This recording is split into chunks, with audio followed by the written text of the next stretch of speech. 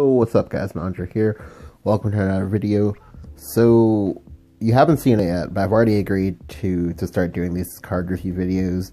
I don't know how often I'm going to do this. It'll probably have to be by like popular demand, just because 9 times out of 10 you guys just ask me these cards anyway. But I guess for you guys, the people who watch my videos on YouTube, because I don't actually get to interact with all of you as often as I would like, I'm just going to go ahead and do this primarily for you guys, but just as in general. So that way, if anyone wants to know what opinion I have on a card, here you go. Let me preface this by saying that all of these opinions are obviously subject to change. I'm not, one way or the other, oh, I think this would be good, I think this would be bad, with the exception of like maybe say a few cards. Okay, so let's just go ahead and begin. I'm just doing this from the Reddit page. I'll go ahead and leave a link to that if you guys wanna. If you guys didn't know that they have a page where they just like update, where they just like add all the cards in a place where people can just like go a one-stop shop for finding them. So let me just go ahead and start with the first card, Imperia. I'm just gonna enlarge this a little bit for you guys. Okay, so it's a 5 mana, 5/4 fanfare, gain ambush until the end of your opponent's turn. So this card's kind of cool. I like it, but I don't know where it will fit in. I don't actually play Force that much either, so I don't want to make like that many like bold assumptions, the kind of bold assumptions I'm going to be making for these Shagging cards. But yeah, no, for now, like I think it's kind of interesting, especially the fact that the ambush is not an immediate thing, but it's actually tied to fanfare, which is kind of interesting. Because I guess they want it to be something that maybe you can like bounce and do it again, but that seems kind of slow, and you probably would rather just do roach combos.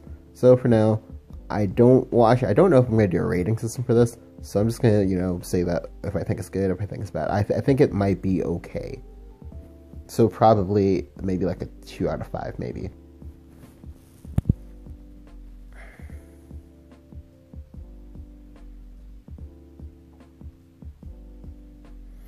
Okay, the next card, Elf Song. Okay, so it's 2 mana spell for Forcecraft. Put 2 fairies into your hand. Give all allied followers +1/+1 if at least 2 cards were played this turn. So I don't know if this card counts itself as far as played this turn. I would assume that it doesn't. And for the most part, this card's kind of nice. It gives more redundancy towards the PTP towards the PTP style decks. Although for the most part with those decks, it was usually not they couldn't find enough activators, but usually they couldn't find your PTPs to go ahead and like cycle you to the rest of your deck. But this is still kind of nice, just because you can now go Fairy Circle on 1, into Elf Song on 2, into say maybe like I don't know, like second Fairy Circle plus like a second Fairy Circle wouldn't work. Well, I mean, it would work, but just go ahead and do stuff like that, and just get to dump a lot of your cards very, very fast.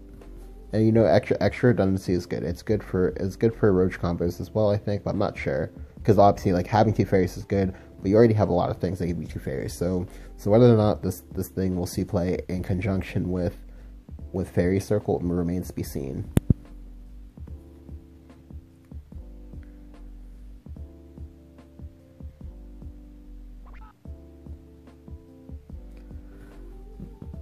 The next card is Cassiopeia, but I'm not actually going to talk about that just yet, because I'm waiting for official text confirmation for that one, because a lot of people had some like very, very interesting things to say about it.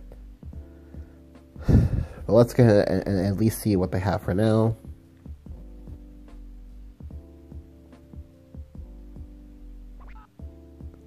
Yeah, right now, like the current text is fanfare, deal 1 damage to a random enemy follower for each card in your hand. So essentially, it's looking like it's going to be a will of the forest in that of a creature form. So generally, when it comes to evaluating cards, usually if there's a similar effect attached on the body of the card, but that similar effect is that of a spell card, it's usually going to be very good. An example of this is, say, Ouroboros. Ouroboros is both a demonic strike that comes with the benefit of getting a 4 mana 8/4. The reason why it's a 4 mana 8/4 is because you tack off the mana cost for the demonic strike, because you're getting that in part of the effect. So that's why it's an 8. So that's why it's a 4 mana 8/4. And usually when you factor those things in, our card suddenly becomes very, very good. But in this case, the cast OP is a little bit understated. It's essentially a 1 mana 3/3, which is weird that you'd say that a 1 mana 3/3 is understated, but so it is. Okay, next we're gonna look at Sword. Alright, so right now, Sword has actually gotten quite a few interesting cards, and a lot of them have been commanders. So this is gonna be interesting to see if this is the set in which Gawain is actually good. Well, he's not bad now, but he's not amazing either. And a lot of people were kind of expecting him to be amazing just because he is kind of similar to that of Emperor Thaurissan from Hearthstone. And if you've played Hearthstone, you know how ridiculous Emperor Thaurissan is. Okay, so this one's a commander. It's 3 mana 2/3. So standard stats. Ward. Whenever you play a commander that originally cost 3 play points, and if this card costs 3 play points itself, changes followers cost to 2 until the end of the turn.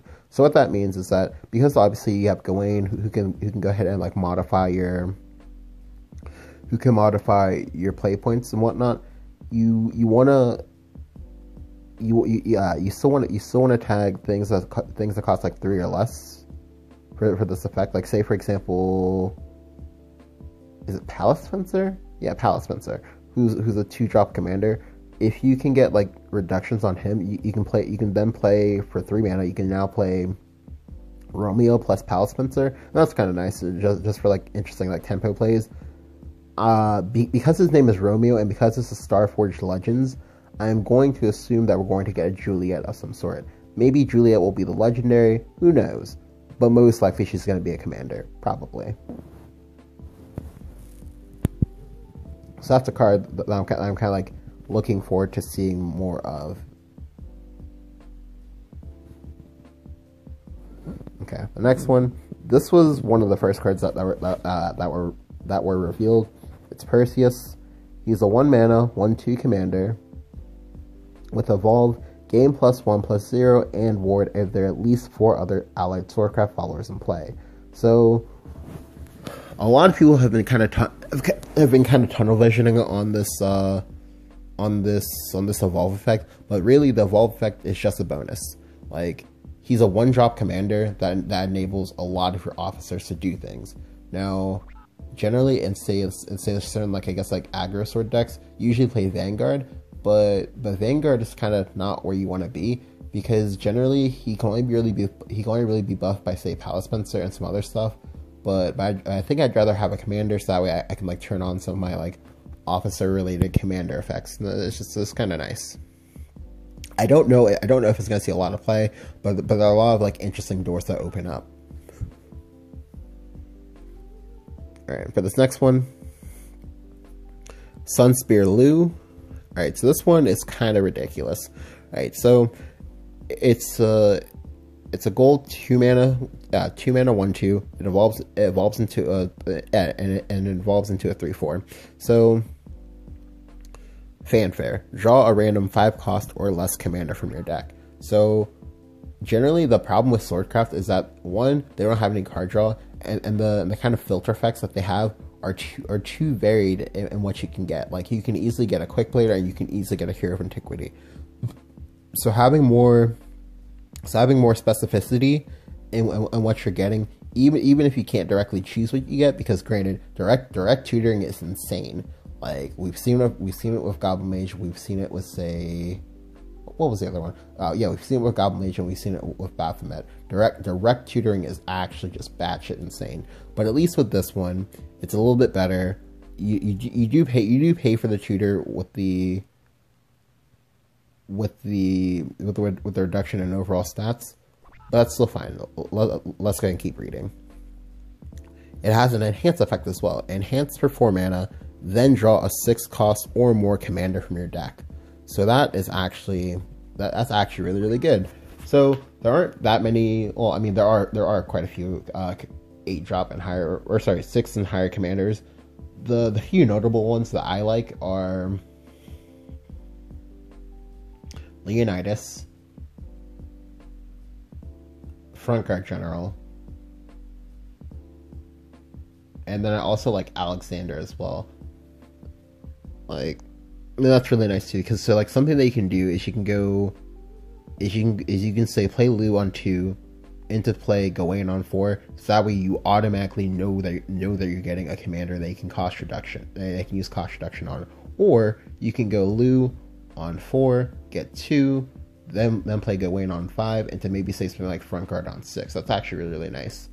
Additionally, if you're playing the Alexander, this is nice because this lets you go Gawain on 6 into an Alexander on 7. Alexander on 7 can usually be enough to full clear a board, and that's very, very nice. Now, that doesn't actually factor in the whole sword has no healing thing, but sword does play quite a few wards, so maybe you can kind of get there if you have enough wards to protect your face. But this is a very, very good card overall. I do expect it to see play. Will it completely push out Maid Leader? I don't know. I don't think it will, but it might.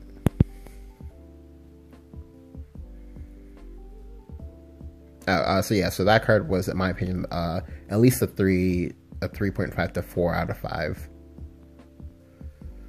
Alright, next we're on to Rune, I believe. Right.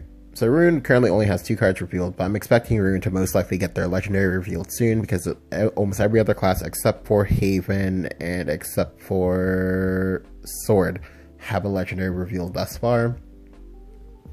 So let's go ahead and go to the first one. Well, I'm actually going to skip the first one because the first one is going to require me to talk for a little bit longer. So, this one. Lightning Lancer.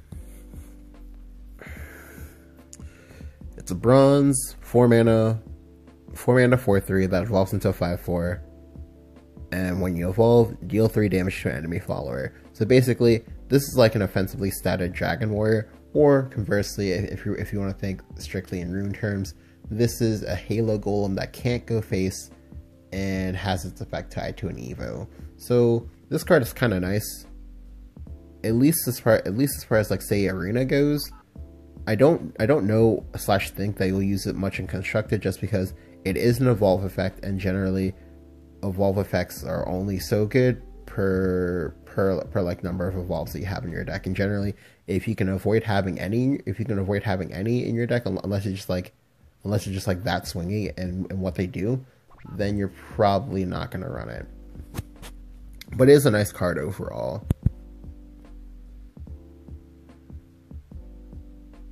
Like, if say either Halo Golem or like say Levi did not exist, you probably would in fact run this card. Probably. Star Seeker's Telescope. Alright, so if you didn't know, but you should probably know by now, I actually usually play a lot of Dirt in addition to Dragon,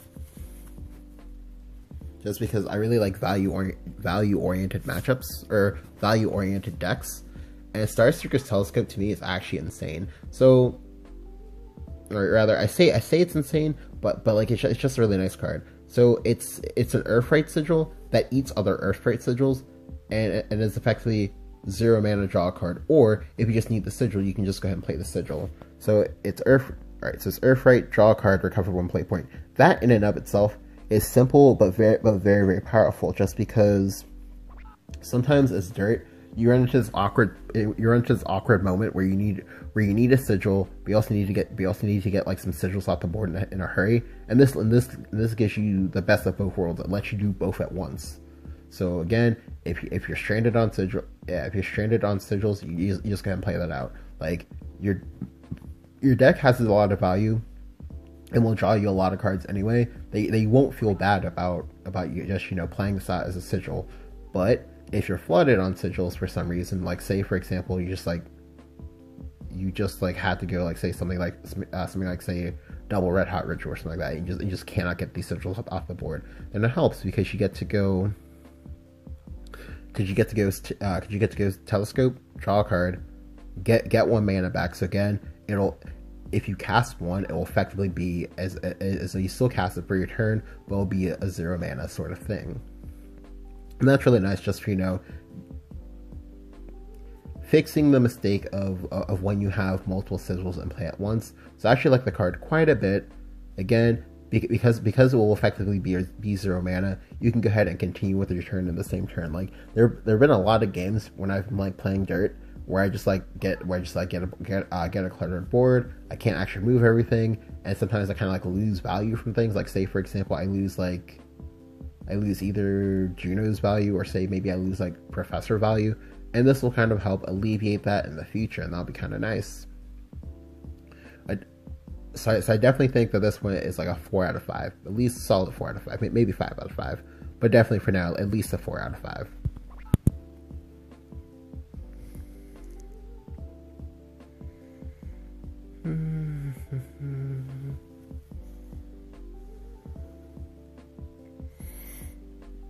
Okay, so let me go ahead and say this now. I'm going to skip the dragon cards. One, if I talk about the dragon cards now, a lot of you guys are going to be like, oh my god, what the fuck is this guy on? What is he talking about? Additionally, I did already promise like 3 or 4 people that'd be talking in depth about the Dragon Legendary Python, just because a lot of people think he's bad, but I don't think he's bad. And yeah, so I'm gonna have to like explain that one. So I'm gonna have to explain that one at length. However, I will go ahead and swing back to at least Draconic Singer first. Well, later, but they'll definitely still be in this video for both Prime Dragon Keeper as well as Python. Definitely have to talk about them in their own separate video. Alright, so for Shadow, Devil of Darkblade. So I'm actually really excited for this card, because again, it's one of those, it's a very, very simple effect, but it's actually just insane. Alright, so it's a 5 mana bronze, it's a 5 mana 3/5 bronze Shadowcraft follower, and its ward: at the end of your turn, perform Necromancy 2, deal 2 damage to a random follower. So this is actually nice because 1, you don't have to evolve for this. 2, it's a ward. 3, you get to mop up aggro. So you get to mop up aggro in 2 ways. 1, it's a 3/5 ward, so your opponent has to interact with this. 2, it has the very, very nice stat line of a 5/7. So if you want to, you can pre-evolve this. And in a world in which you get to pre-evolve this, and it kills your opponent's biggest creature, and it kills your opponent's only creature on the board, that's a game you're most likely winning as Shadow, because a lot of times at the 7 HP benchmark, creatures in the game have a difficult time clearing that. Like at the moment, off the top of my head, if a creature doesn't have Bane, then currently one of the only 2 creatures that can kill a 7 HP creature on 5 mana is Wrathdrake and Dead Morose. Well, Wrathdrake, Dead Morose, Dragon Warrior, Lightning Lancer, and then Marchur's Tea Time. But in the case of most of those creatures are going to die in the process. And that's very, very huge for you, because if you have like a near-death creature on the board, you can just go ahead and remove it, and you can just go ahead and like remove it with a cheap removal spell, and that gives you a lot of tempo and initiative, and let you kind of like dictate the flow of the game, and that's huge. Again, I honestly think this card will see a lot of play, and to me, it seems like a very, very good card. So I'm really looking forward to that. Definitely at least a 3.5 out of 5.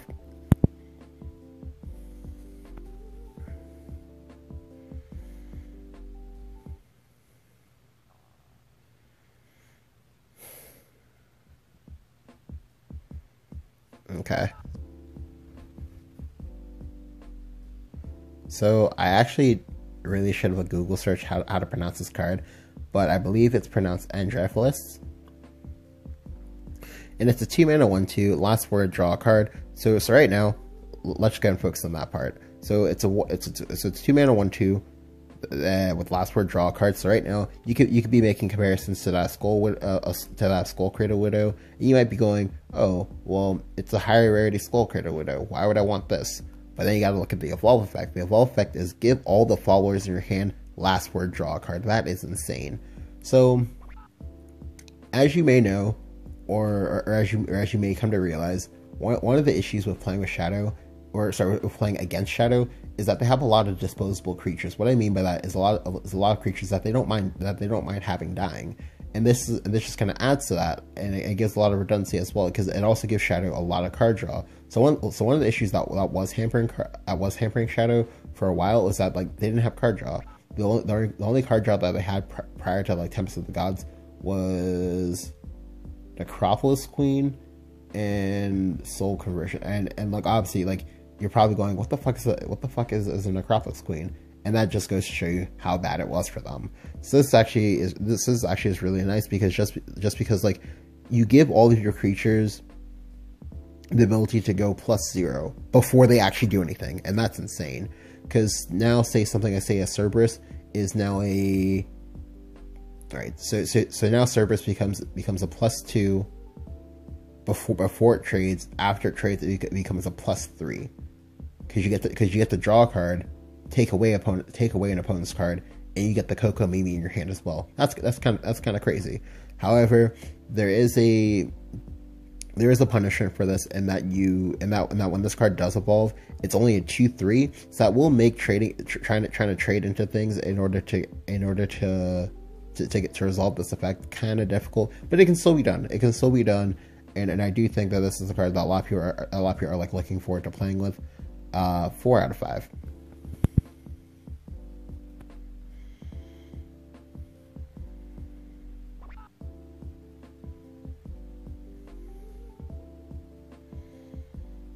Okay, so alright, so now we're on to Blood. This first card is Gunlod. Alright, so it's a 7 mana, 6. Oh, whoops. It's not a 6/9. I was about to say if it was 6/9. Alright, it's a 7 mana. It's a 7 mana 4/7. So that's already a really good stat line. It's really beefy. And it has Clash, gain +3/+0, and deal 2 damage to your leader if Vengeance is not active for you. So, this card to me, I do think that they'll most likely be Arena Chaff, in that it was probably made specifically for Arena. The reason why I say this is because there's a similar card that's in this position, and it's actually from Blood. This card to me is an upgrade of that of Brazen Demon. If you don't know what Brazen Demon is, I believe she is a 6 mana 3/7. I want to say, yeah, 6 mana 3/7. At the end of your turn, deal 2 damage to your. I'm pretty sure it's deal 2 damage to your leader. Deal 2 damage to your leader, and have this creature gain +2/+0. So that card is kind of good in Arena, but it's also kind of bad because obviously like you don't get a choice on the buff. So here we see a trade-off between automatically getting boosted at the cost of your leader losing life, or getting situational boost and then still losing life. However, not being in a spot where you just randomly like kill yourself because you're at 2 HP and the Brazen Demon has to trigger. So I do like the card a little bit, just because like it's a nice throwback to an old card. So it's always kind of nice when that happens.